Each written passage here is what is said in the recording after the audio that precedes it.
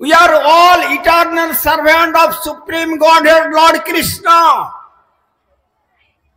আমরা সকলেই ভগবান সর্বাবতারী শ্রীকৃষ্ণের নিত্য সেবক, নিত্য চাকর, নিত্য দাস।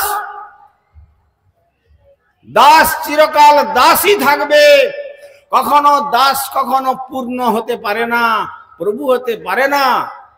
তাই সেই দাসত্ব আমাদেরকে রাখতে গেলে আমাদের মহৎ চরণ আশ্রয় করতে হবে, জানতে হবে। সেই জন্য বলেছিলেন কে আমি। সনাতন গোস্বামী প্রশ্ন করেছিলেন, আমরা হলে বলতাম আমি একজন ফিলোসফার, দার্শনিক, আমি একজন বৈজ্ঞানিক, আমি একজন সোশ্যোলজিস্ট,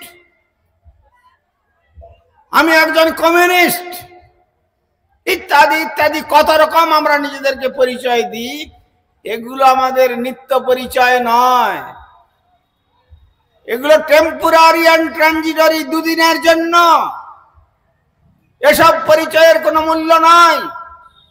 মহাপ্রভু তাই জোর দিয়ে বললেন, না হং বিপ্র নচ নরপতি না পিবস্য না শূদ্র না হং বর্ণী নচ গৃহপতি ন বনস্থ জ্যোতির্বা কিন্তু প্রদ্যন নিখিল পরমানন্দ পূর্ণ মৃতাব্ধে গোপী ভর্তুর পদকমলের দাস দাসানুদাস।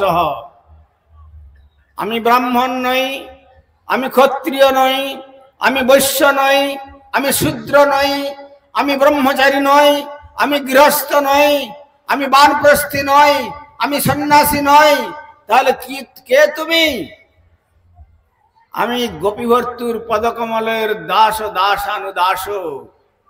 যারা ব্রজেতে ভগবান শ্রী গোবিন্দের পাদ পদ্ম আরাধনার জন্য জীবনকে উৎসর্গ করেছিলেন, সেই যে ব্রজদেবীগণ, তাদের যিনি ভর্তা, তাদের যিনি আরাধ্য, তাদের যিনি উপাসনার তত্ত্ব, তার দাসের দাসের দাসের দাসানুদাস, এইটাই হলো আমার পরিচয়।